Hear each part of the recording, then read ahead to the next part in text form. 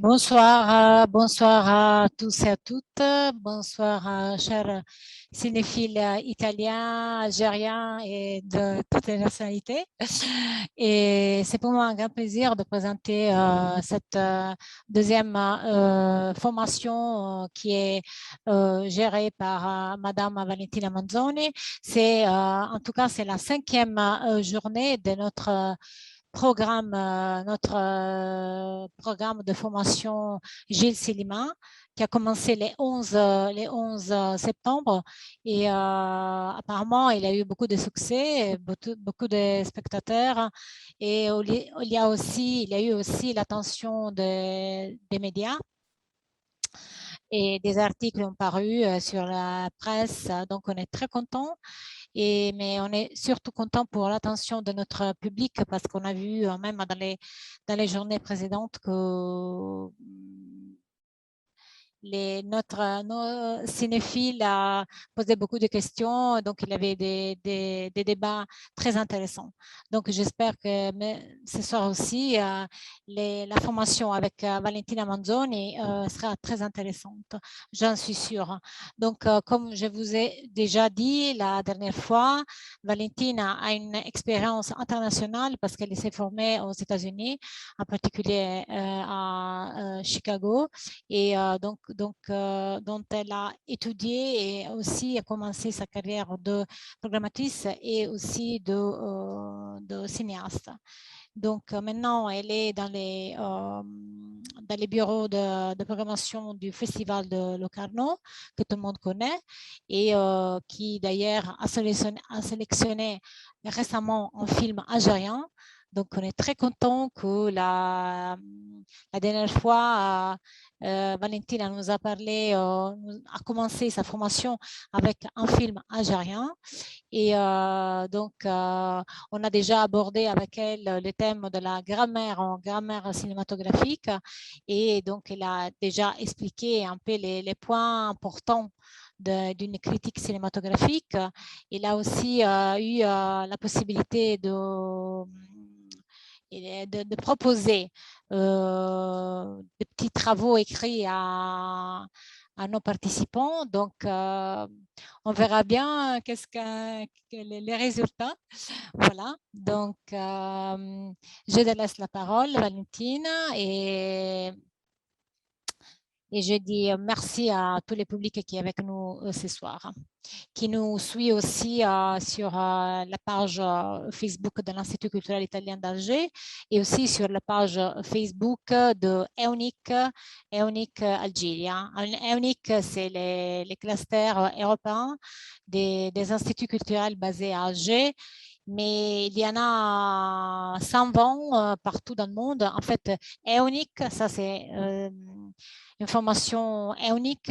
EUNIC, ça veut dire European Union National Institute for Culture, c'est-à-dire c'est les groupes des instituts culturels européens qui essayent de pousser l'importance de la culture aussi dans les relations extérieures de l'Union européenne. Voilà, c'est tout. Merci pour l'attention. Je laisse la parole à Valentina Manzoni. Merci à tous et à toutes. Bonsoir à tous et à toutes.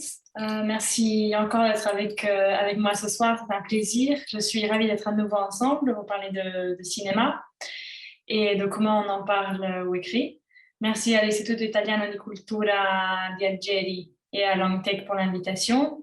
Et merci à Antonia pour cette merveilleuse introduction, comme toujours. Alors, comme dimanche dernier, si vous avez des questions, je vous prie de ne pas être timide, d'écrire dans les commentaires sans problème. En fait, si vous avez des questions, un commentaire, une pensée que vous désirez partager. Oui, la semaine dernière, on a parlé du fait qu'il n'y a pas une vérité absolue dans la critique. On a démystifié l'autorité du critique en éclairant en fait qu'une critique de cinéma se base sur des preuves objectives, tout comme sur des preuves subjectives et personnelles.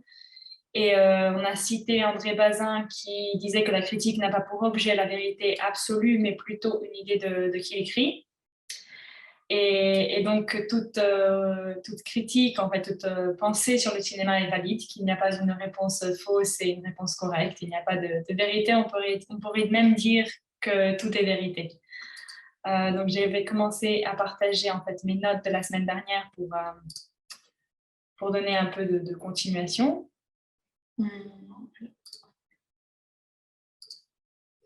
Voilà.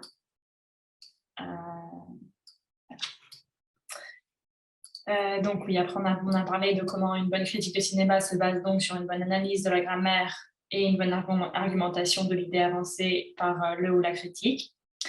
Et on est passé à un petit exercice en fait d'analyse de grammaire cinématographique avec le début du film algérien que Anthony a cité, qui est 143 rue du désert de Hassan Terrani. Et puis, en fait, comme on a conclu en voyant la fin de l'éclipse d'Antonioni, je vous inviterai à rentrer très vite et directement à replonger dans le matériel cinématographique et de nous reconnaître à la dernière, à dimanche soir, en passant à un autre film de Antonioni qui est Blow Up. C'est un film de 1966. Et pour qui ne l'a pas vu, en fait, c'est le deuxième film qu'Antonioni a fait en langue anglaise. Il est tourné à Londres dans les années 60, donc dans les années pop de la ville anglaise. Et le film, en fait, raconte l'histoire de Thomas, qui est joué par David Hemmings, qui est un photographe londonien qui passe son temps à photographier des mannequins. Mais il est présenté quand même comme un personnage assez insatisfait de sa vie et de son travail, et, à la recherche un peu d'un changement. Et on le voit surtout par comment il joue, enfin on voit qu'il est frustré, disons, dans ce travail. On va voir en fait une scène où c'est assez apparent. Et puis bon, dans le film, il y a un jour où en développant des photos, il se rend compte, il pense en fait avoir photographié quelque chose de bien plus sinistre, un meurtre. Et après avoir pris des photos dans le parc, Thomas est donc horrifié de trouver une image ambique tapée sur le bord du cadre, qui pourrait être une ombre, mais ressemble aussi à un pistolet. Et la seule chose claire en fait qui se passe, c'est que une femme qui était là qui était témoin du fait qu'il est photographié dans le parc, va essayer d'avoir les images qu'il a photographiées. Et donc, cela le laisse incertain de ce qui est l'objet final de la photo, de ce qui apparaît, de si c'est une ombre ou un pistolet, s'il a été témoin d'un meurtre ou pas, et puis on verra qu'en fait, il ne le découvrira pas. Donc, on va voir un moment du film où on présente déjà le personnage.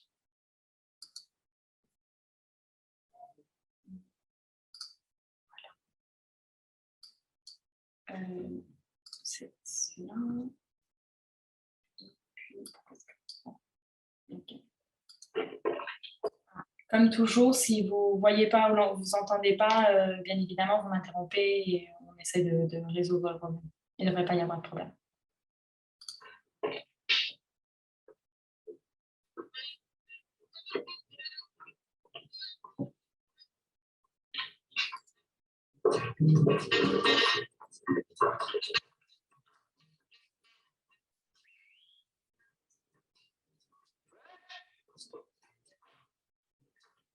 First down with it.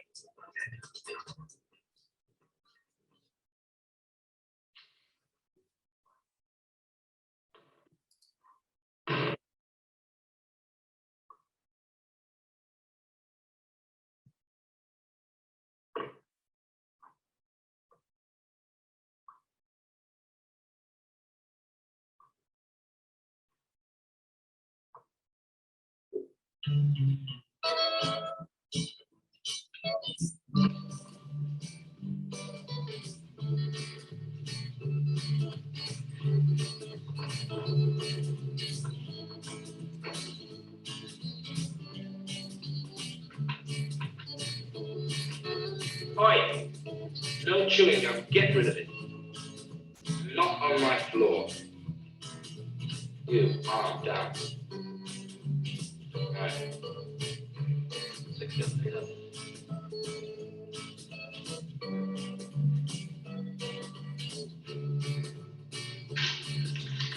Terrible.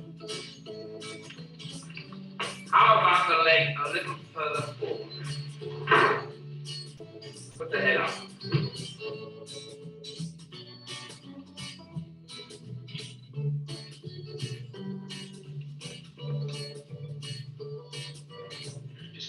Mouth open. Yes, good. Good.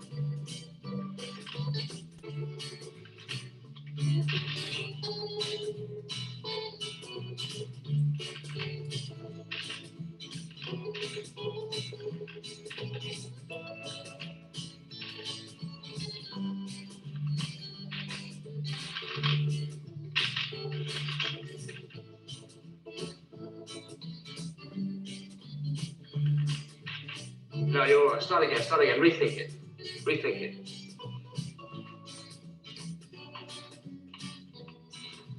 Stripes, let the dress just fall down.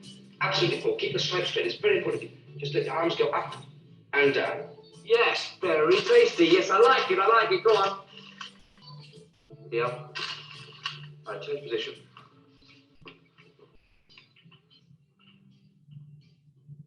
Yeah. Wake up! Thank you, lucky stars. You're working with me, don't you? Right, one more. Have a smile now. Come on. Smile. Smile.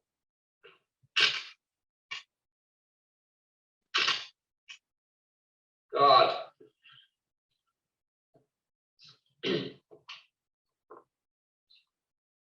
I asked you to smile. What's the matter?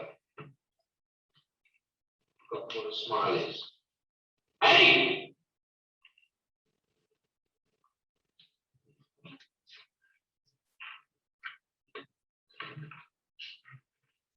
Oh, you're all tired now. Come on, relax. I can't see your eyeballs anymore. They're just slits. All right. Close your eyes. Close your eyes.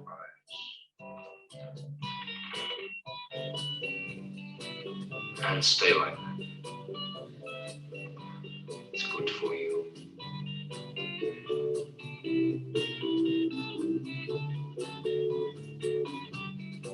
Sometimes you really need a girl.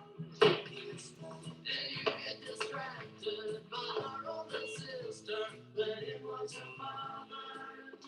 Close your eyes.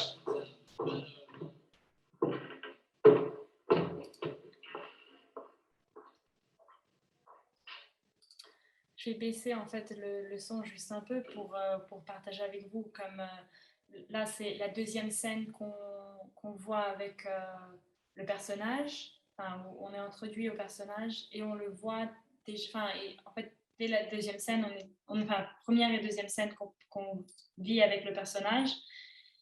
Et ben dans les deux, on est quand même déjà dans des espaces, dans un espace artificiel qui est l'espace de son studio. On est dans deux salles différentes. La première scène avec Thomas, on l'a pas vu, mais c'est quand même une scène où il est en train de photographier un mannequin. Et on peut voir en fait comment déjà en fait le choix de mettre en scène chaque image de mode qu'il capture dans l'espace artificiel de son atelier devient métaphoriquement l'espace en fait de la superficialité avec laquelle sa génération affronte la vie. Ça devient l'espace en fait du mécontentement et d'une vie qu'il sent en fait comme vide. Et donc je vais aller un peu plus en avant dans le film à un moment où on le voit en fait photographier dans le parc. C'est quand en fait il capture les images qu'après il développera et où il se rendra compte d'avoir été témoin en fait, ou d'avoir peut-être avoir été témoin d'un meurtre. Et on voit en fait comment ces images sont déjà tournées de façon très différente et le personnage aussi a une autre énergie. On va les voir et les déconstruire ensemble comme on a fait la semaine dernière avec le début du film algérien et puis un peu avec Heureux comme Lazzaro.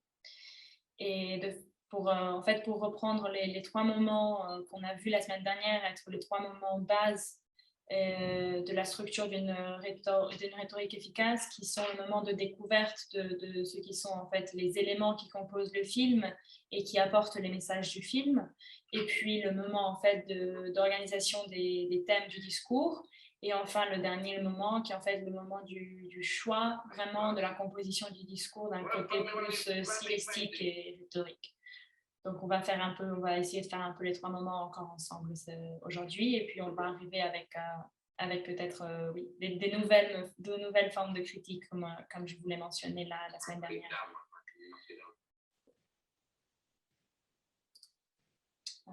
C'est là. Voilà. Donc, je suis désolée, je sais que c'est embêtant, mais je pense que je vais parler à nouveau sur le film, mais juste en fait pour faire ensemble une analyse. Pas encore.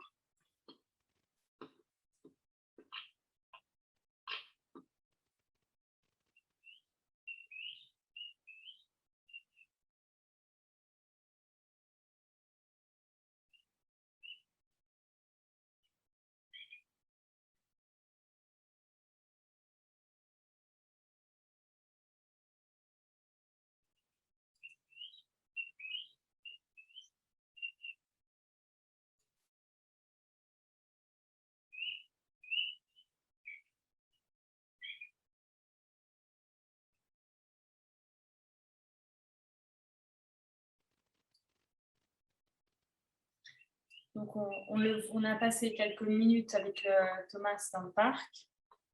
Moi, j'ai commencé quand on était déjà dans le parc, mais on le voit vraiment arriver. On passe, je pense 5 minutes. Et puis là, on a fait un grand plan sur Thomas. Et là, on va le voir après qu'il monte les escaliers.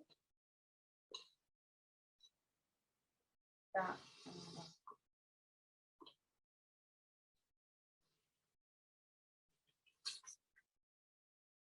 on voit là en fait qu'il prend une photo et c'est le moment où il découvre un sujet. Nous, on n'a pas entendu le sujet en fait.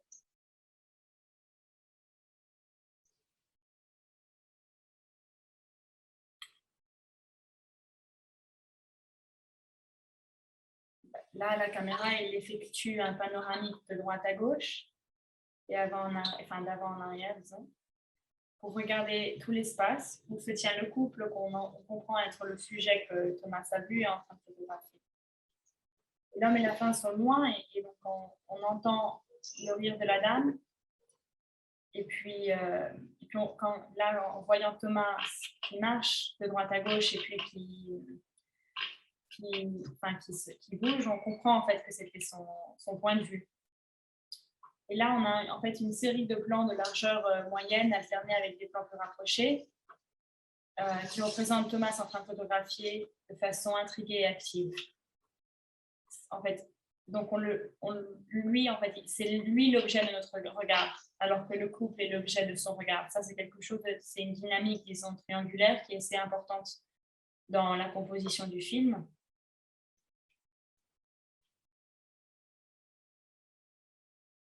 Donc, pendant que nous, on observe Thomas photographier, on le voit en fait se déplacer derrière la clôture en venant après derrière l'arbre comme maintenant. Et puis enfin, on adopte un point de vue qui est encore plus loin et qui est aussi voyeuristique, un peu comme le sien envers les personnages du couple, qui est de loin, en haut. On ne sait pas en fait, c'est comme si la caméra du réalisateur était devenue invisible au personnage de Thomas, un peu comme la caméra de Thomas est invisible au couple, jusqu'à ce que...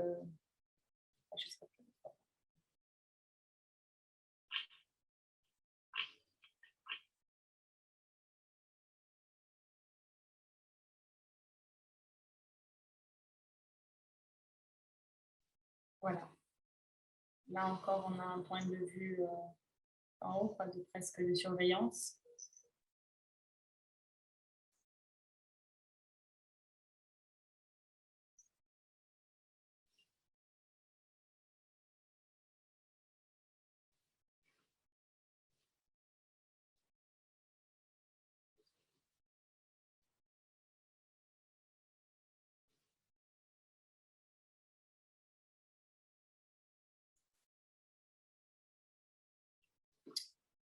Et voilà, jusqu'en fait que la jeune femme, comme on voit maintenant, remarque Thomas et court après lui.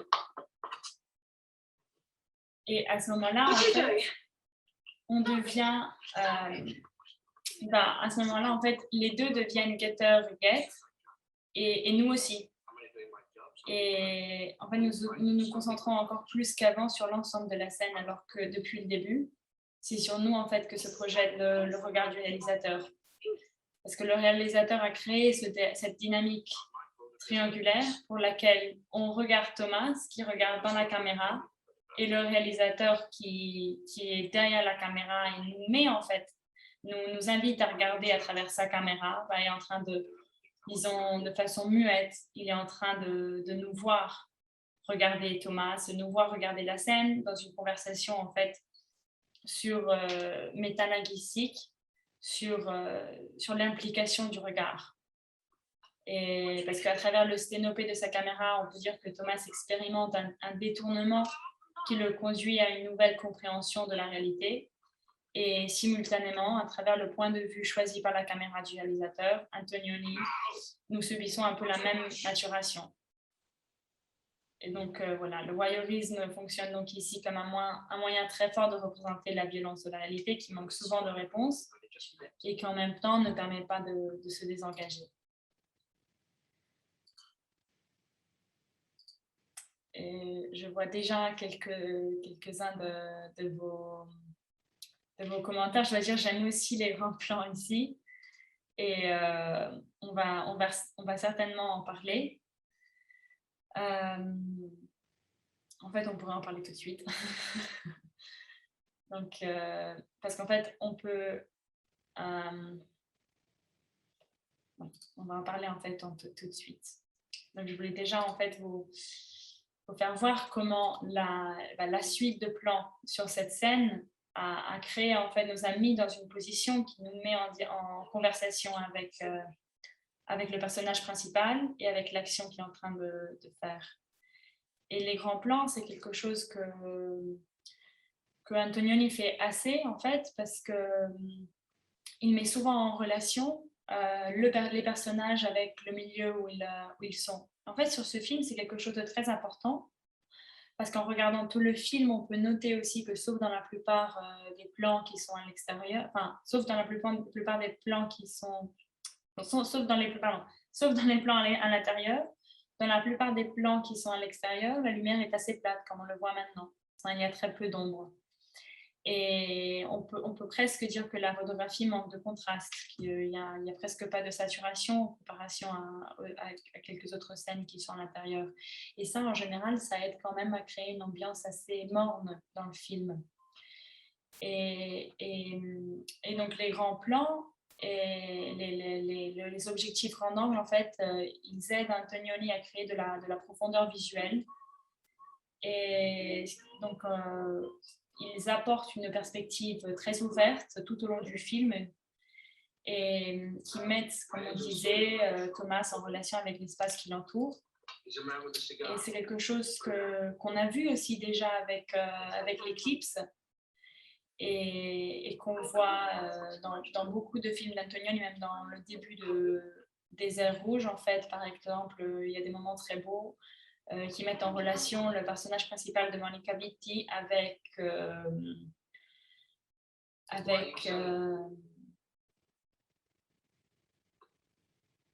non, je vous lis, pardon, c'est que j'ai l'habitude de lire les commentaires pendant que je suis en ligne.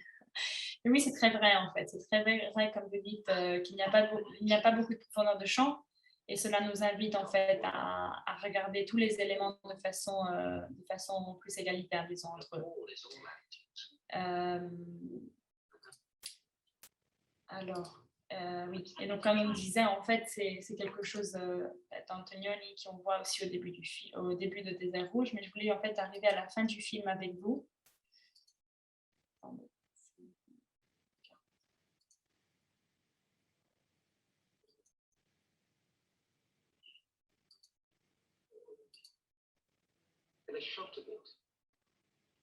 I'm not a photographer. I am. What's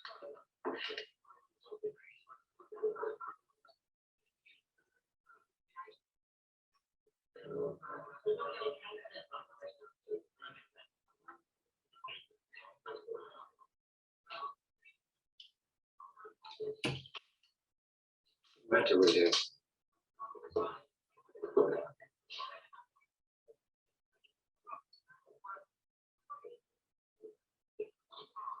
What did you see in that part?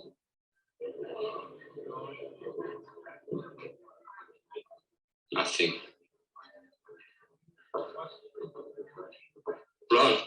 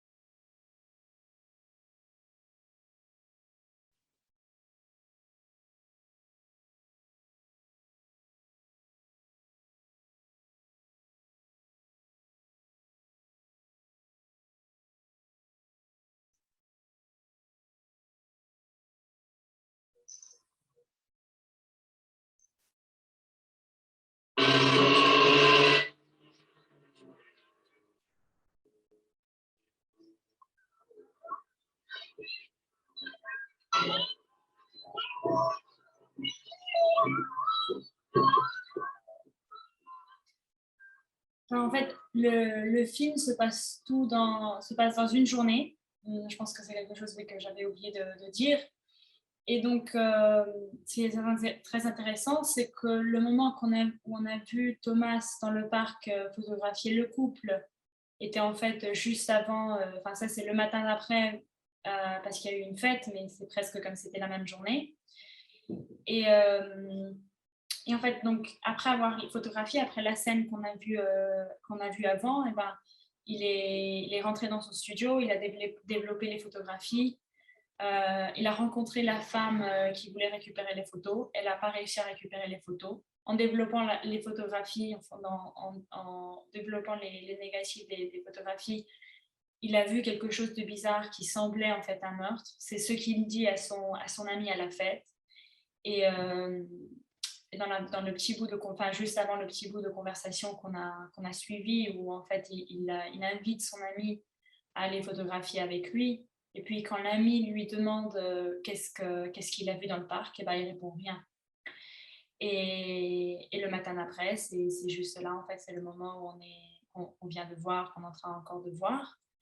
Et on voit Thomas donc, qui retourne au parc pour voir, en fait, pour avoir une preuve, une démonstration, une évidence de ce qu'il a l'impression d'avoir témoigné avec ses photographies. Et c'est là, en fait, que son questionnement sur le sens de la réalité s'achève avec la compréhension finale de l'impossibilité de s'approprier du réel. Il doit accepter l'inconnu, le sens abstrait de la vie, et comme on le voit, en fait, culminer dans le fait que quand il arrive dans le parc, il ne trouve plus rien. Même pas une ombre en fait de ce qu'il semble avoir capturé avec ses photographies. Et il est complètement réveillé de son illusion de pouvoir sur les événements. Et donc en fait dans ce cadre, l'idée que le crime se soit produit, soudainement c'est une question évasive. Et le fait qu'il rencontre ce groupe de mimes qu'on est en train de voir en ce moment est un peu comment dire, c'est un peu une culmination de tout ça, une apogée en fait de cette métaphore. Et donc il commence à jouer au tennis en fait avec une balle imaginaire. Enfin, les mimes commencent à jouer au tennis avec une balle imaginaire. Et là en fait on va voir le moment. Je vais pas vous parler en fait avant qu'on le voit.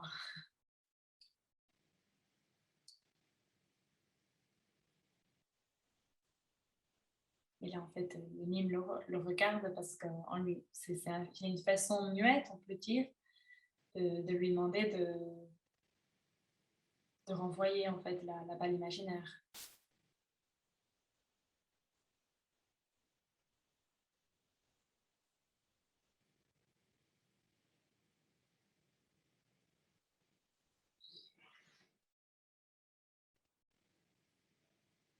Et là, en fait, comme il accepte de jouer ce jeu imaginaire, et le film se termine avec l'acceptation de Thomas et aussi en fait la nôtre de l'impuissance d'un seul regard, et avec la montée d'une nouvelle question qui a été subtilement en fait, présente tout au long du film, qui est où sont les frontières et les interférences entre réalité et fiction, entre vécu et imaginaire. Et un sens de que plus on cherche à saisir le sens de la vie, plus ces frontières semblent s'estomper entre le réel et l'irréel.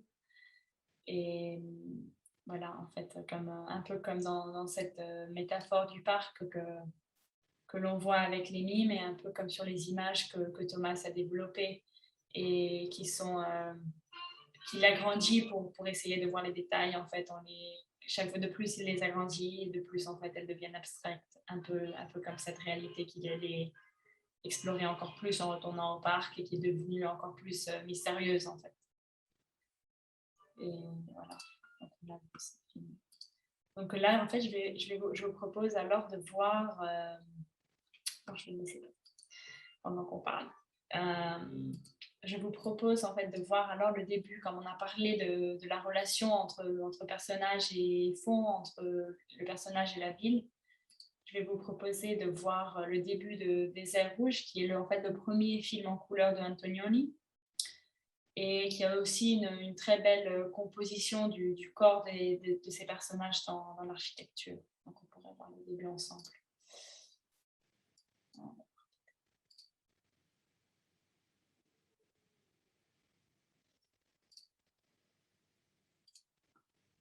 Alors, je vais vous mettre ça pendant ce temps. Comme ça, on peut le garder comme référence. Et puis, on va voir le début du film.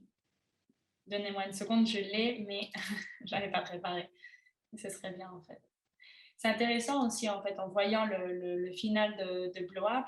Je dois dire, je me suis un peu rappelée de quand, la semaine dernière, on a vu le final de l'Éclipse.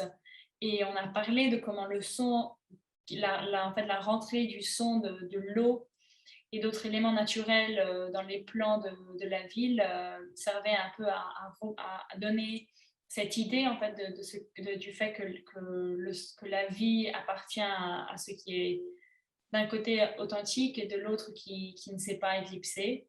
Et dans ce cas, c'est un peu intéressant comment les mimes, quand ils arrivent, eh ben, ils emmènent quand même beaucoup plus de bruit, même si eux-mêmes, ils n'ont pas de voix, ils sont muets, ils jouent muets. Mais leur arrivée arrive avec beaucoup de sons en fait et une acoustique très forte qui remplit l'espace. Je trouve que bon, c'est une bonne relation entre son et image qui est une des choses dont on parlait la semaine dernière. Alors par contre, je pense que Des airs rouges, en fait, qui est du 1964, en fait, c'est comme on disait, c'est le premier film de Antonioni à couleur. Et je pense que je l'ai seulement avec des sous-titres en anglais ou ça marche pas, c'est celui-là. Oui, je pense que je l'ai seulement avec les sous-titres en anglais, donc je suis désolée, mais bon, le début, il n'y a pas beaucoup de dialogue, donc ça va pas être trop pénible.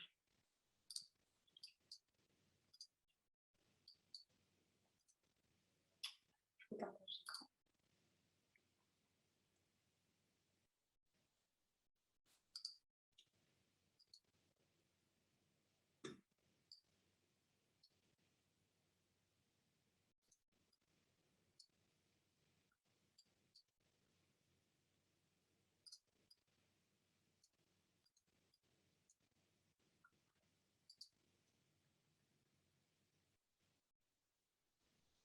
Non.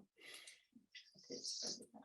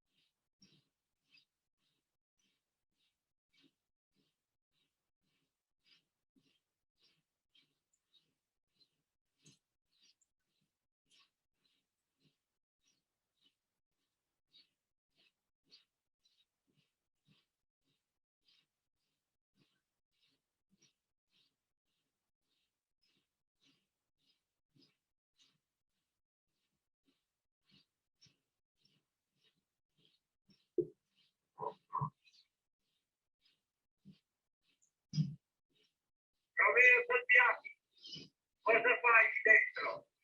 Tu non sei un dirigente, sei uno che lavora per dare da mangiare ai suoi figli.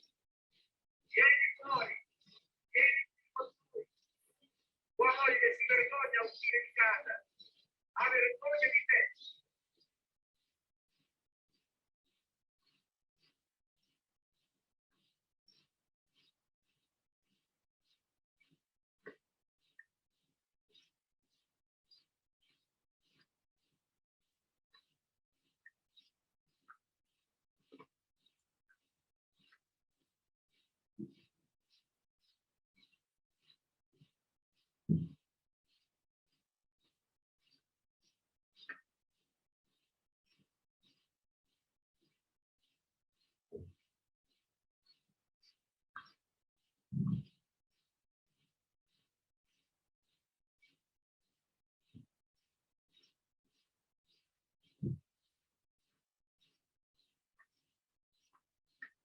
Al negozio alimentare, quindi. Quello vedi? Non ho già cominciato.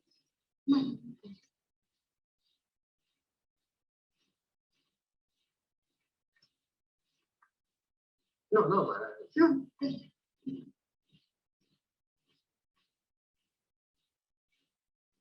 Valerio? Vieni. Buono. Grazie.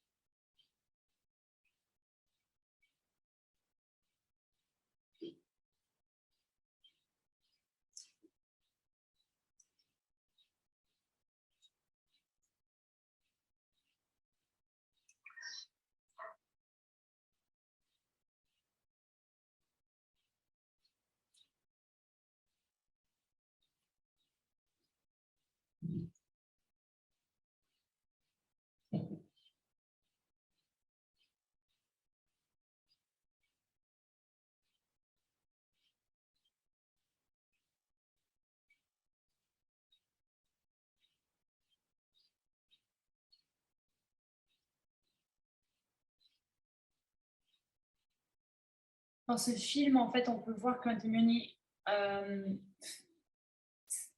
fait un climax, en fait, enfin, il porte un peu à l'excès quelque chose qu'il avait déjà commencé à faire dans la trilogie qu'on mentionnait la semaine dernière, qui est en fait utiliser les histoires et les personnages comme véhicule non seulement de réflexion sur l'époque moderne, la vie contemporaine, mais aussi de façon du côté visuel. En fait, on le peut voir très bien sur ce film.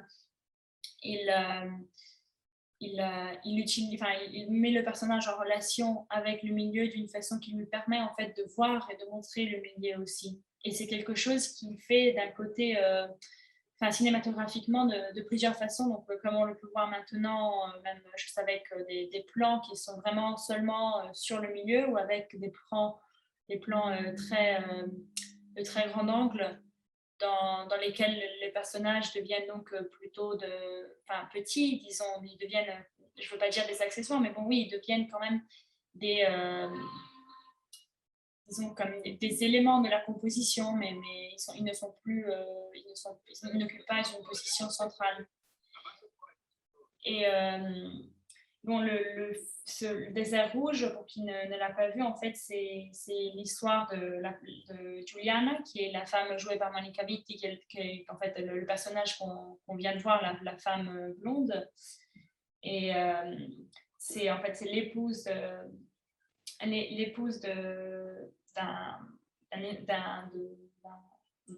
d'un industriel de Ferrara du nord d'une petite ville industrielle dans le nord de l'Italie. Et elle essaye désespérément en fait, de cacher sa faible emprise sur la réalité, à ce qui l'entoure. Juste à travers le film, on découvre en fait qu'avant le moment où on rentre dans sa vie, elle avait essayé elle avait essayer de se suicider. Et donc, elle a en fait ce désespoir, cette difficulté à vivre socialement dans son entourage. Et c'est en fait, c'est comme on disait, c'est ce qu'elle essaye de cacher, mais avec des difficultés. Et il y a un moment, il y a une rencontre en fait qui la change, c'est celle avec un ami de son mari. Son mari est l'homme en fait qu'on voit ici avec sur la gauche avec la veste courte, et l'autre en fait c'est l'ami. Et quand il arrive en ville en voyage d'affaires, il semble être plus sensible aux angoisses de Juliana. Et donc les deux commencent une liaison, mais cela ne semble pas réussir à faire grand-chose pour apaiser les peurs existentielles de Juliana, et son état mental se détériore quand même rapidement. Et en fait, son état mental qui se détériore rapidement, devient en fait métaphore du détériorement de la nature causée par une forte industrialisation du nord du pays pendant disons, le boom économique qui suit la Deuxième Guerre mondiale et la reconstruction du pays. Et c'est ce qui est intéressant, comme on disait, en fait, c'est que cinématographiquement, Antonioni il porte un peu à l'excès la relation entre personnage et milieu, et qui est quelque chose en fait qu'appartient, disons, comme une innovation au néoréalisme. En effet, les films néoréalistes déjà étaient très forts à construire la ville comme une présence dans les films, à construire en fait l'état même des villes d'Italie pendant les années 40 et 50 comme des éléments particulièrement influentiels sur comment était vécue la vie et donc sur l'état aussi des gens. Et en fait, j'avais pensé de vous montrer sur ce sujet la fin d'un film qui est considéré un film réaliste, parce que je vous rappelle en fait que les films d'Antonioni pendant les années 60, qui sont en fait des films qu'on est en train de voir, sont déjà un peu se séparent déjà du néoréalisme originaire comme mouvement. Et donc, je pensais en fait vous faire voir la fin du film Allemagne année zéro, qui est un film de Roberto Rossellini de 1948, donc plein néoréalisme. Et voilà, on va le voir. En fait, je vous raconte, c'est un film qui est très dur en fait. C'est l'histoire d'un enfant qui s'appelle Edmund, de 13 ans, et il vit avec une famille composée d'un père atteint d'une maladie cardiaque et avec son frère qui vit caché en raison de ses origines nazies et d'une sœur qui se prostitue parfois. L'histoire est située presque l'année qu'il a été tourné, juste après en fait la Deuxième Guerre mondiale. Et en fait, Edmund, il fait sous la direction d'un professeur pédéraste âgé, il vit en faisant du vol. Et le professeur qui le dirige, pétri d'idéologie nazie, il soutient la nécessité d'éliminer les plus faibles. Et dans ce cadre, Edmund l'écoute et tue son père en empoisonnant son thé. C'est un film vraiment très dur, on va voir à la fin, parce que sinon c'est... Et après avoir été chassé en fait par le vieux professeur, il erre sur les terres parmi les ruines de la ville, et c'est ça en fait le moment en fait qu'on va voir où il rentre vraiment en contact avec le contexte des ruines de la ville. Alors... Ah non, je ne peux pas faire ça.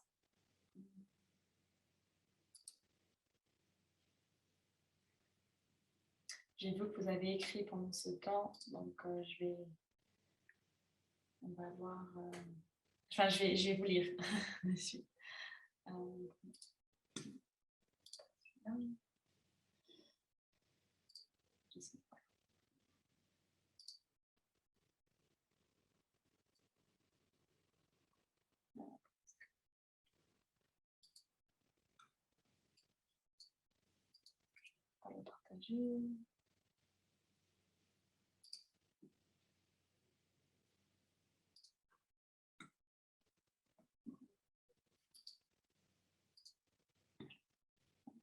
Excusez-moi. Maintenant. Et voilà, là ça marche.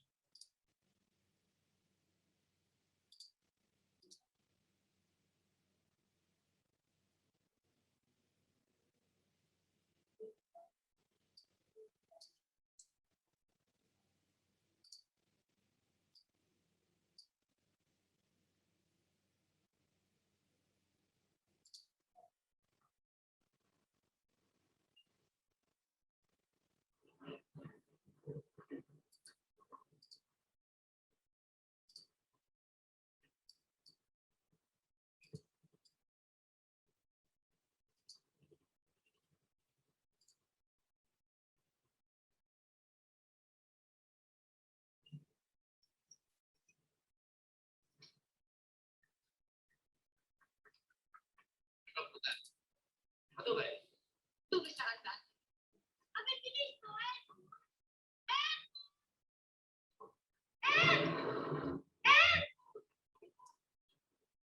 Celui qui la cherche, c'est la sœur.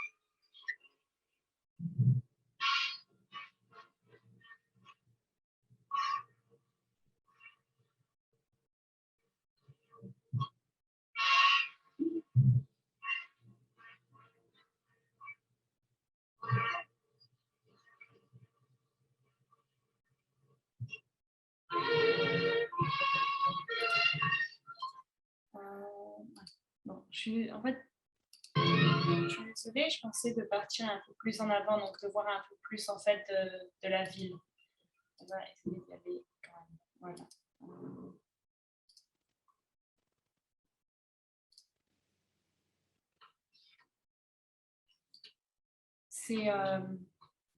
En fait, c'est très intéressant le rapport entre la ville et l'enfant dans ce film, parce qu'il y a vraiment en fait le rapport entre deux moments en fait, de temps. Donc en fait, d'un côté, les ruines de la ville détruite, qui appartiennent quand même à un temps du passé, et de l'autre côté, l'enfance du personnage principal qui lui a été volée en fait, parce que clairement une vie qui n'est pas, disons, ce qu'on s'imagine ou ce qu'on considérerait comme la vie traditionnelle d'un enfant, l'enfance traditionnelle.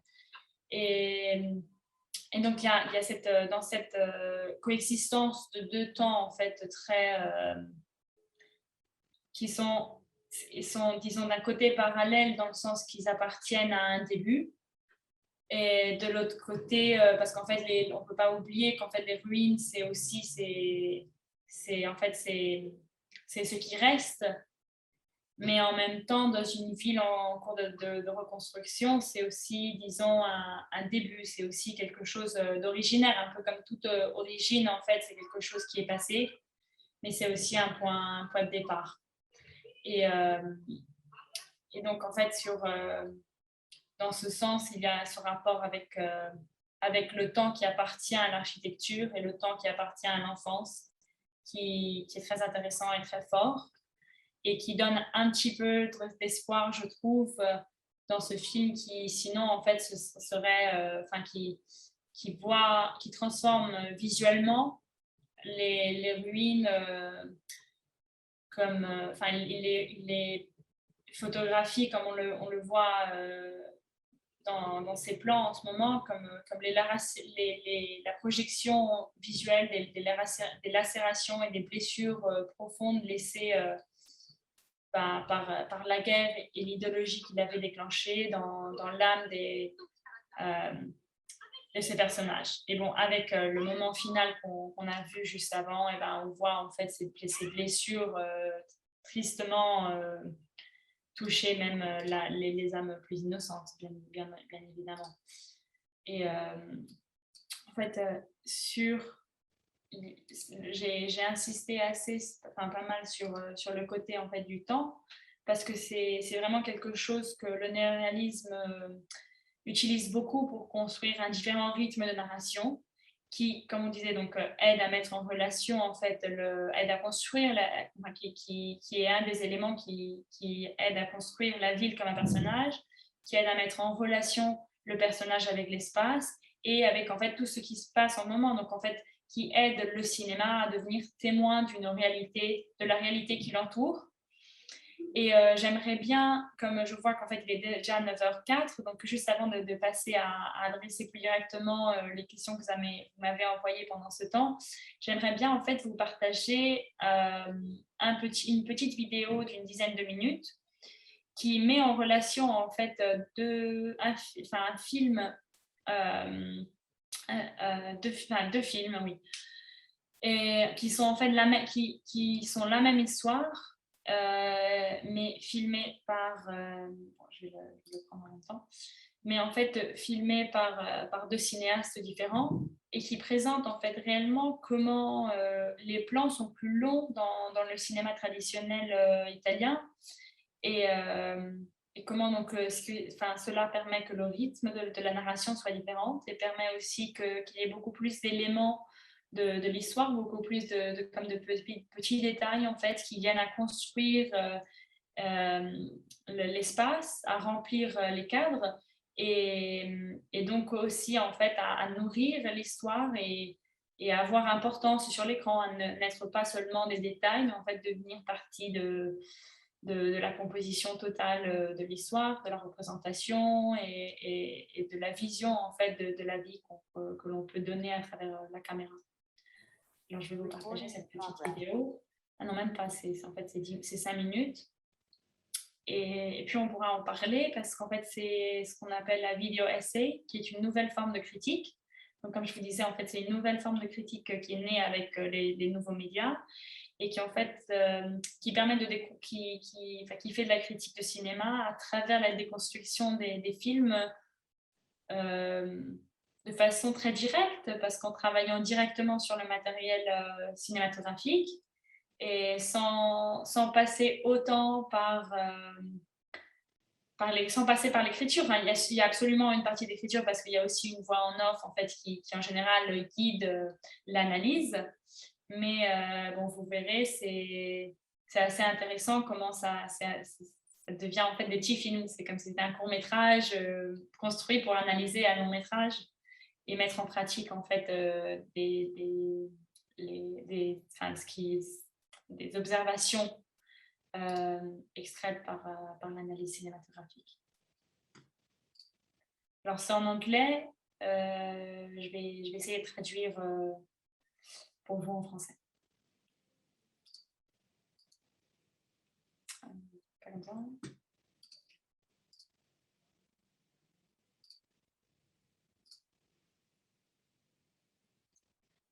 Est-ce que vous voyez toujours si je fais comme ça? Oui, j'espère que oui. Et si vous ne voyez rien en ce moment, je vous prie de m'écrire.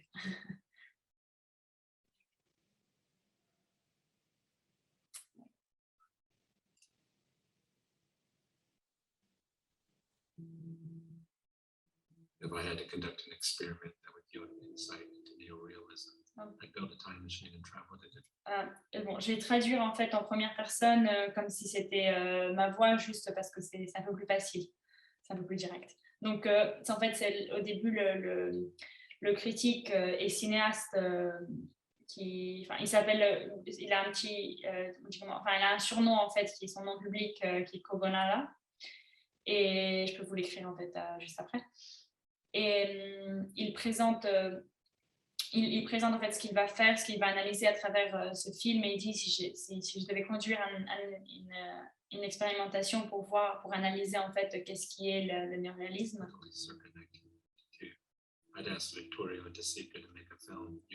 Je demanderais à Vittorio De Sica de faire un film avec des acteurs d'Hollywood en 1952, et puis je mettrais ce producteur américain qui s'appelle David O. Selznick, et qui en général est un producteur qui essaye d'avoir beaucoup d'attention,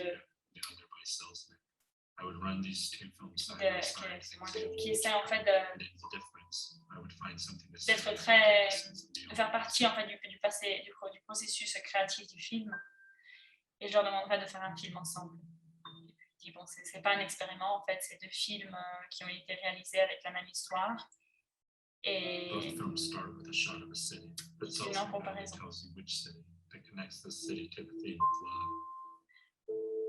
Et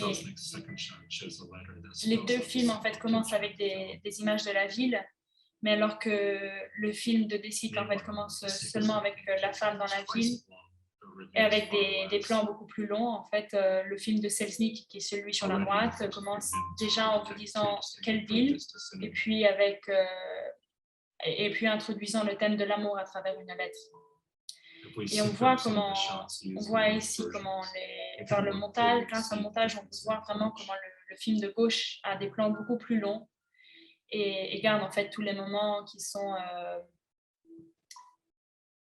les entre-moments, disons, les moments qui sont entre actions, les moments d'attente ou de réflexion, ou les moments un peu suspendus. Donc Selznick continuellement préfère des plans plus courts plutôt que des plans plus longs comme De Sica. For Selznick and most of Hollywood, the act of walking needs only to be implied, not endured. Pour Selznick, comme pour la plupart des films d'Hollywood, l'acte de marcher en fait doit seulement être suggéré, mais pas être complètement représenté, pas être une action du film. Alors que pour De Sica, c'est pas comme ça. Donc, on voit en général ces personnages marcher vraiment à travers l'espace en entier. Syncing up another scene, we're able to see another value of De Sica, which Selznick sees as disposable, certainly contrary to Hollywood filmmaking.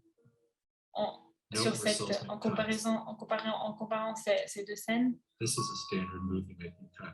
On peut voir en fait une autre caractéristique des films de De Sica que Selznick ne fait pas ou fait différemment, comme en général sont dans les films d'Hollywood. En fait, Selznick coupe juste au moment où l'actrice du rôle principal, en fait, comme on a vu avant, sort du cadrage, alors que De Sica reste avec le vieux monsieur, comme on a vu juste ici, et il reste ici aussi, même après que le personnage principal est sorti du cadrage. Cela nous permet en fait, en restant dans le milieu, il décentre la centralité du personnage protagoniste, et il nous permet d'avoir beaucoup plus d'informations sur la réalité qui entoure le personnage. Alors que, en fait, ces détails et ces informations, ces autres personnages sont considérés comme excessifs ou inutiles dans le cinéma traditionnel d'Hollywood. What Selznick sees as waste and excess becomes the essence of a different kind of cinema sensibility. Ce que Selznick considère comme excessif devient la source d'une autre sensibilité et d'un autre type de cinéma. Un autre type de cinéma dans lequel temps et espace semblent plus central et plus important que l'histoire même. Donc la question dans l'écran, To c'est ask qu'est-ce what que is néoréalisme? neorealism is to ask, what is cinema? Et la conclusion est de demander qu'est-ce que le réalisme et en fait de demander qu'est-ce qu'est le cinéma même.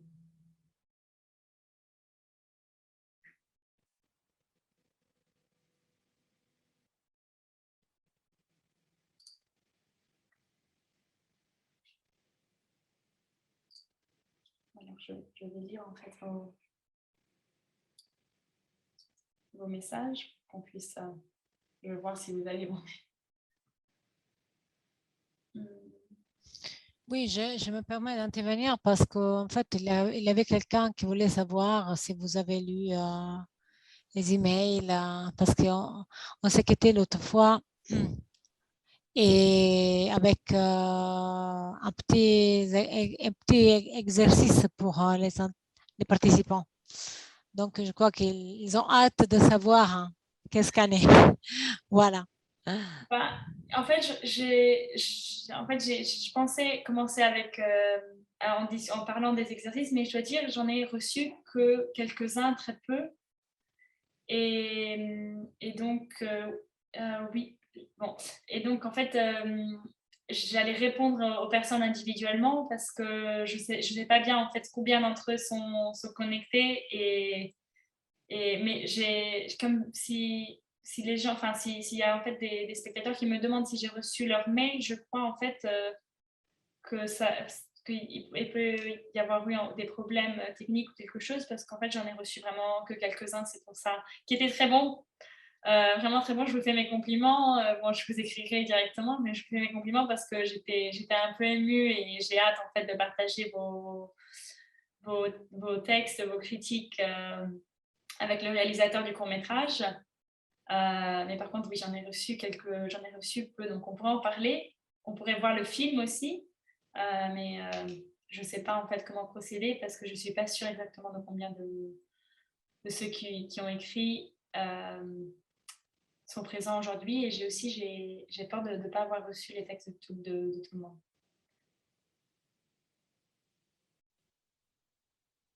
Non, tu es libre, c'est-à-dire si tu veux répondre individuellement, peut-être c'est mieux parce qu'en fait, c'est vrai qu'on ne sait même pas si les gens qui t'ont écrit sont présents ce soir. Donc, et c'est bien fait, hein. Je te laisse comme ça, tu pourras répondre. Simplement, il fallait rassurer quelqu'un qui a demandé si vous aviez reçu les emails. Je crois que oui, les emails ont été reçus par Valentina. Oui. Et En fait, je suis allée voir pour voir en fait s'il y avait quelques noms qui avaient demandé que je n'ai pas reçu. Je pense que je vois un nom Idir et je ne pense pas avoir reçu votre mail. Je peux renvoyer. Alors, en fait, la première masterclass, elle est disponible sur le Facebook de l'Institut. Donc, vous pouvez la rattraper, merci. Et puis, oui, je pense, j'ai peur que je n'ai pas reçu le courriel en fait de Idir, donc je pourrais vous écrire mon courriel pour voir si c'est en fait c'est correct. Si vous l'avez envoyé au courriel, d'accord. Voilà. Non, je n'ai pas envoyé à tout le monde, c'est ça? Oui.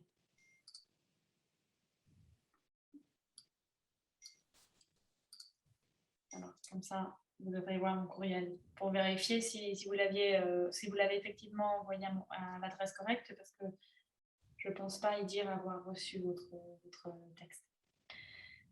Et oui, c'est vrai en fait on peut dire qu'il y a un cinéma quand même plus réaliste, néoréaliste, qui fait plus attention à l'endroit et à la réalité en fait qu'il représente. C'est quand même, ça fait partie de l'attention qui va vers aussi l'utilisation de l'emploi d'acteurs non professionnels. C'est vrai qu'en général, c'est un peu dans le même style, disons, dans le même désir d'inclure quand même une représentation qui est sentie comme plus réelle et plus véritière.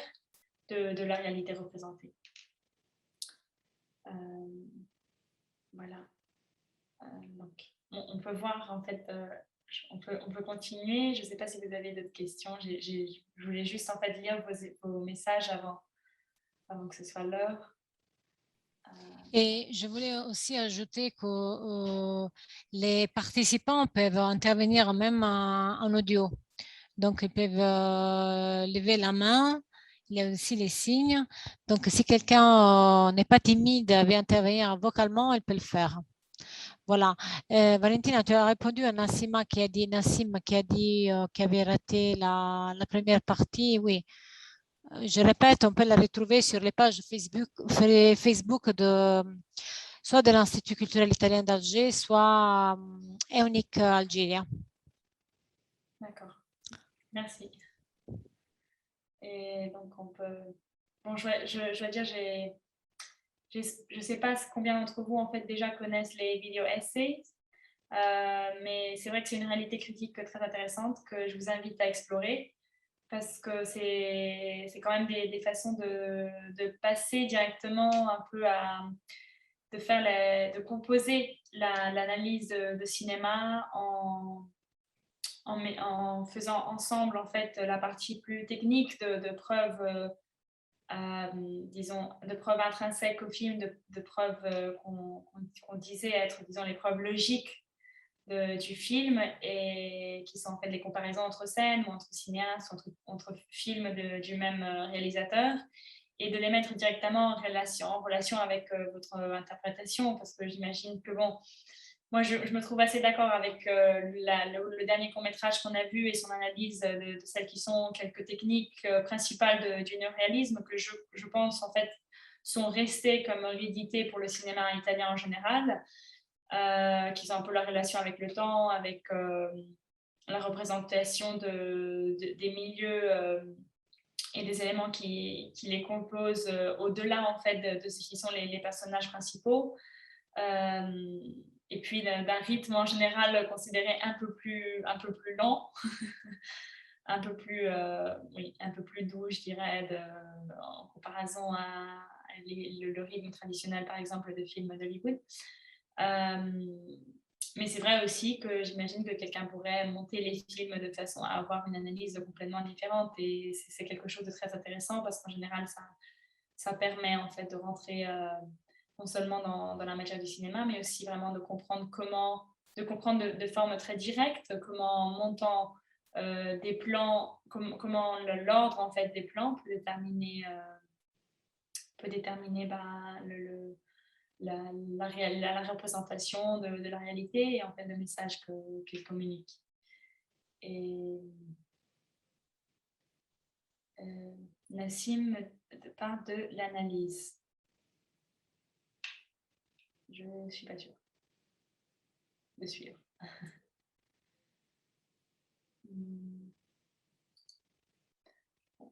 Comme on a encore un peu de temps, on pourrait voir en fait, j'aimerais bien vous partager, on a beaucoup parlé de la ville et de la représentation de la ville et de la relation entre histoire et ville. Et ben, j'aimerais bien vous partager quelques moments d'un long métrage que j'aime beaucoup, d'une cinéaste en fait belge. Donc on va passer complètement à autre chose, mais bon, ce sera un petit au revoir. Voilà, oui, je sais, il reste 9 minutes. On peut voir 9 minutes de ce film. En fait, c'est très intéressant comment cette cinéaste construit la relation entre histoire et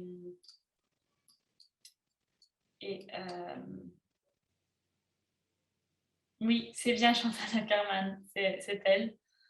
Et bon, elle a fait un film qui s'appelle à New York, enfin, elle a fait plusieurs films, il y en a un en particulier à New York où en fait sa voix en off lit les lettres que sa mère lui a envoyées pendant qu'elle habitait à New York. Et je veux dire, c'est très intéressant parce que la relation...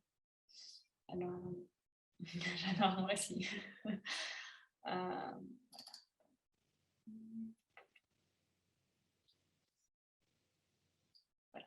Donc le film s'appelle News from Home. Il est de 1976 et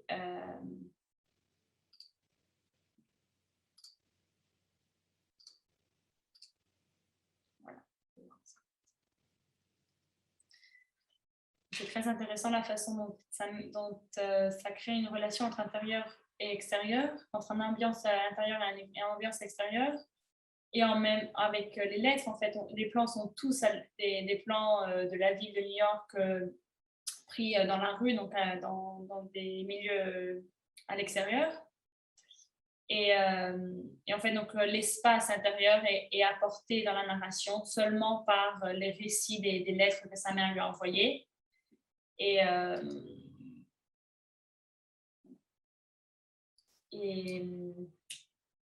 puis en même temps, en fait, ça crée une tension entre l'espace intime de la relation avec sa mère et qui est contenu dans les lettres et l'espace très, disons, très impersonnel de la ville de New York qu'elle habite et qui n'est pas la sienne.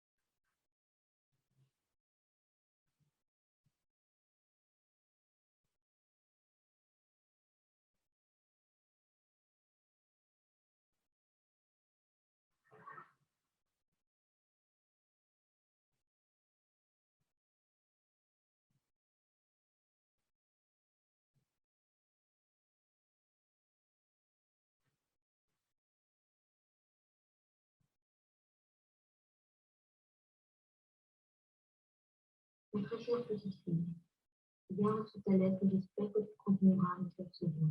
De toute façon, j'espère que tu me reviendras vite. J'espère que tu continues à bien te porter et que tu travailles bien. Moi, New York te plaît, tu es contente, alors nous sommes contents aussi, malgré qu'on voudrait te revoir le plus.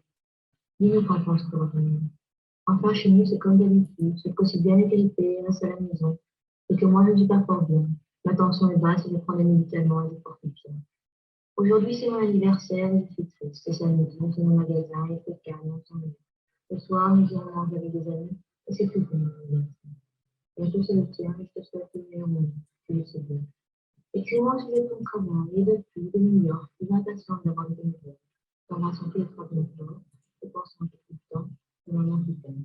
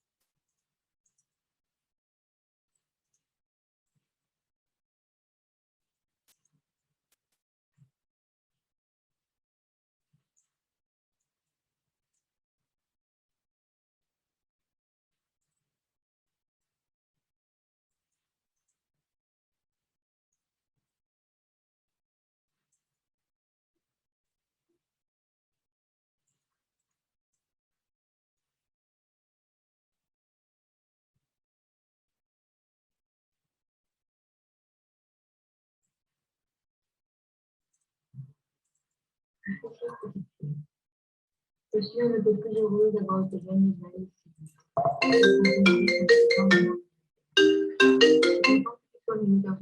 ici. Merci, Stéphanie. Papa est content quand il est littéraire. Il espère qu'il viendra s'aimer. Ma chérie, tu sais qu'on ne t'en veut pas d'être partie sans rien nous dire. Et tu dois nous tenir au courant. Nous tenons et pensons à tout le temps que notre amour. Je rêve aussi de toi, tu l'imagines, comme je dois te savoir heureuse. Et tes lettres me font beaucoup de bien. Enfin, ma chérie, je te donne une nouvelle. Papa et moi en travail, la saison nouvelle est terminée. On commence le feu. Pour le moment, il fait un peu calme, il est temps de vie, on espère que ça ira. Je me sentais les sentir désirés, j'étais chez le médecin par des bouffées de chaleur qui venaient sans foi. J'ai pensé que les gens me regardaient. Il paraît que c'est la faiblesse. Enfin, je prends des porte-cartes, souvent la même chose. C'est bien aussi avec une malade, la vie. Aujourd'hui, elle est à l'école pour la première fois. Elle va faire un régime, le faire la vie de mesure est activée, et il prend un médicament, il n'a pas faim. Enfin, parce que là, tout va bien. Ma chérie, continue de dire. Je pense que vous me dites que ça va bien. J'envoie tout mon cœur, ainsi que papa, Sylvain et toute la famille, et la maman qui t'aime t'envoyer.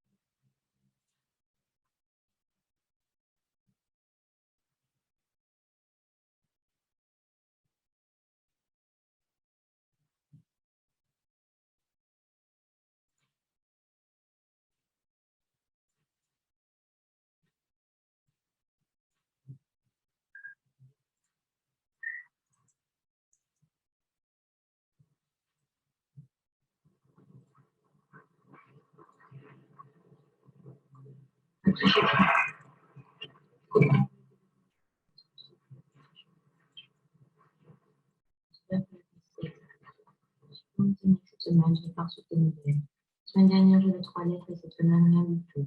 J'en prie, écris-moi vite, quelque chose t'intéresse. J'écrivais directement avant sur tes lettres.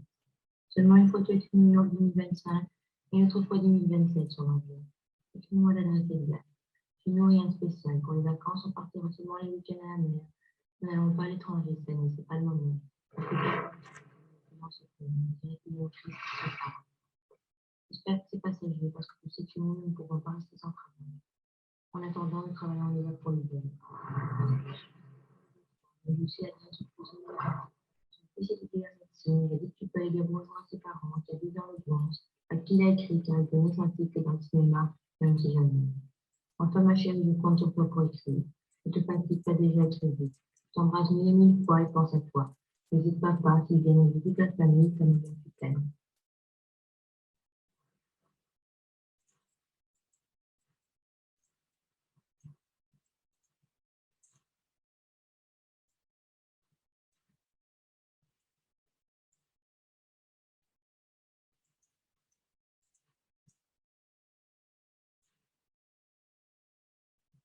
Mon petit ami, je viens juste d'expédier tes affaires de paix à la dernière adresse que tu nous as envoyée. Pourquoi as-tu changé? J'espère que le colis va bientôt arriver, car cela dure 8 jours par exemple. Le pays ici, j'espère que tu n'auras rien à faire sur place. C'est très compliqué à expliquer ici. Alors, si tu te donnes quelque chose, alors je t'enverrai dans les prochaines lettres du coréen. J'espère que tu n'as pas trop chaud. Je sais que tu ne supportes pas une chaleur, que tu deviens toujours très déprimé avec le beau temps. Et surtout que tu n'as pas de sandales. Ne fais pas bien sur place. Ils ont aussi de bonnes chaussures, j'en suis sûre. J'espère que cette fois tu passeras bien l'été. Ma chérie, les premières semaines, je suis si contente de recevoir les lettres. Et maintenant, je reçois semaine par semaine. Je ne vais pas rester pour écrire. Ça me fait tellement plaisir que tu ne peux l'imaginer. À quel point que je suis. Je suis fière de toi parce que tu te débrouilles bien. Tu peur d'une seule chose, c'est de sortir le soir. C'est très dangereux à New York. Sois prudent, promets-le-moi. À part cela, nous allons pour 3 jours à Knox nous reposer un peu. Car comme d'habitude, je suis tentée. J'ai repris mon massage. J'espère que ça fera du bien. Si bien est en plein examen, les sœurs, j'espère que je réussira. Ma chérie, je t'embrasse bien fort. Est-ce que papa te parle tout Merci beaucoup. Désolé toute la famille, ta maman était pleine de penser à toi. Écrivez de mettre à Antonia, je t'en prie.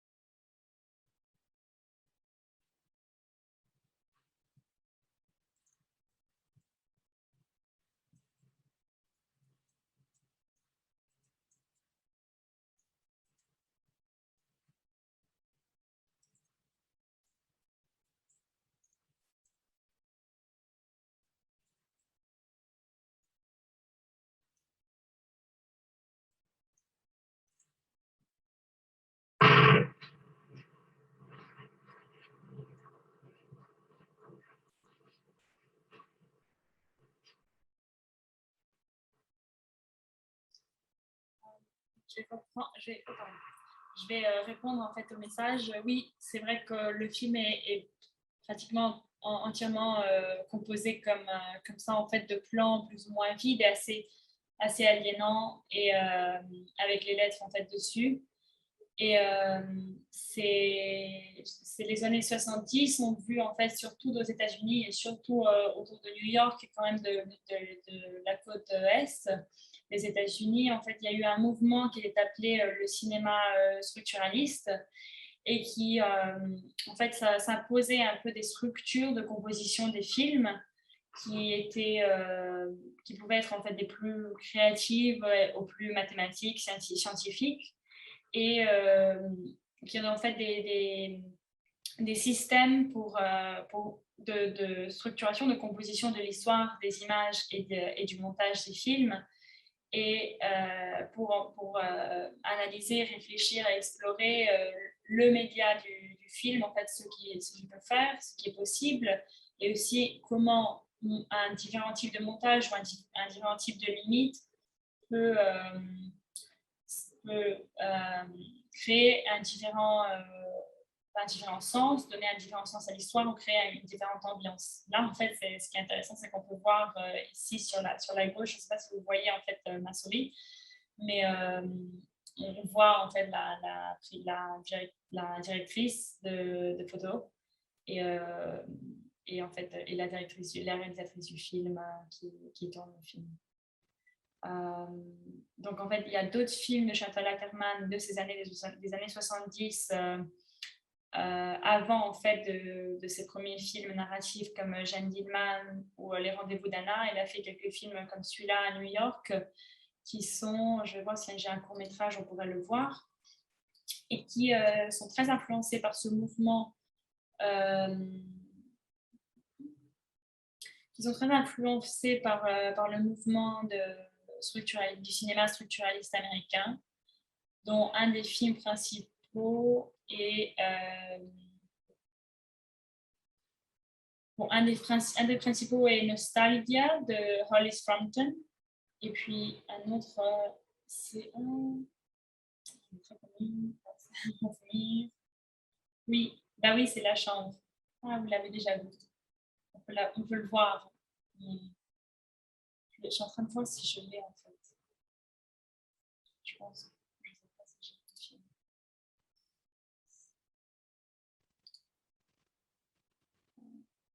Ah oui, je l'ai.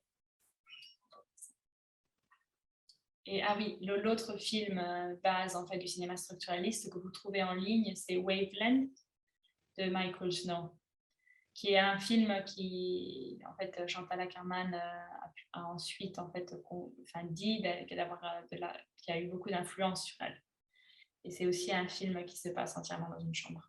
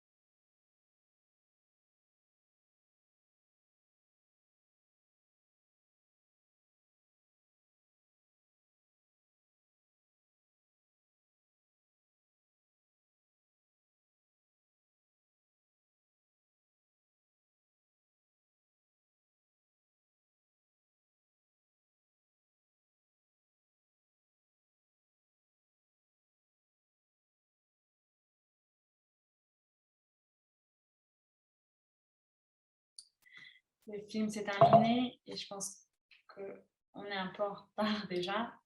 Donc j'allais juste en fait vous écrire ce qu'on a vu aujourd'hui. Parce que je me rends compte que pas tout le monde peut voir en fait la chat Zoom.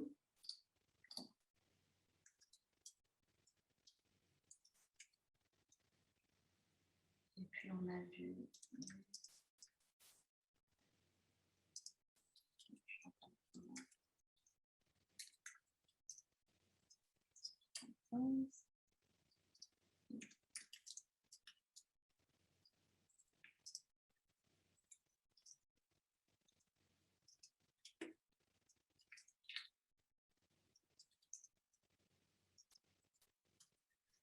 Et Et bon, pour ceux qui veulent voir plus de cinéma structuraliste, je vous mets donc ce que je disais, c'était Wavelength de Michael Snow, je ne me rappelle plus l'année, mais c'est les années 60. Et puis Nostalgia de Hollis Frampton. Voilà, comme ça vous le voyez tous. Voilà. J'adore le commentaire, c'est je raconte ma vie qui sont dans une chambre, c'est génial, oui. On peut faire du ciné dans une chambre au final, c'est ça aussi qu'on peut dire. Bon, s'il n'y a pas d'autres questions, je pense que je suis déjà allée beaucoup plus long de ce qu'on nous avait, enfin du temps qu'on avait, donc je vais vous laisser. Merci à vous, c'était super d'être ensemble ce soir encore. Et bon, j'espère qu'il y aura d'autres occasions. Bonne soirée et bonne nuit. Bonsoir à tous et à toutes.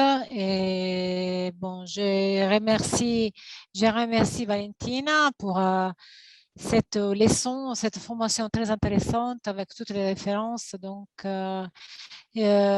beaucoup de participants sont restés branchés jusqu'à là.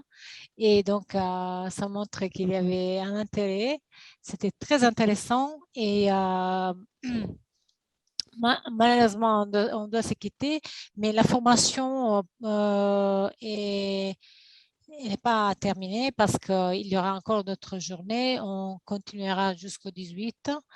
Et je voulais simplement rappeler qu'on est en partenariat avec les ministères de la Culture, en particulier avec les centres algériens pour le développement du cinéma et avec les centres algériens de la cinématographie. Et donc, et aussi avec la délégation de l'Union européenne ici à Alger. Et demain, il y aura la formation avec Ian Aiden-Smith et demain soir, une autre discussion comme celui d'hier avec beaucoup de critiques à laquelle notre ami Andrea Chimento va participer. Donc voilà, si vous avez encore des doutes, vous pouvez consulter la page Facebook de EUNIC Algeria et aussi les sites web. Donc, merci à tous et à toutes pour l'attention et bonne nuit.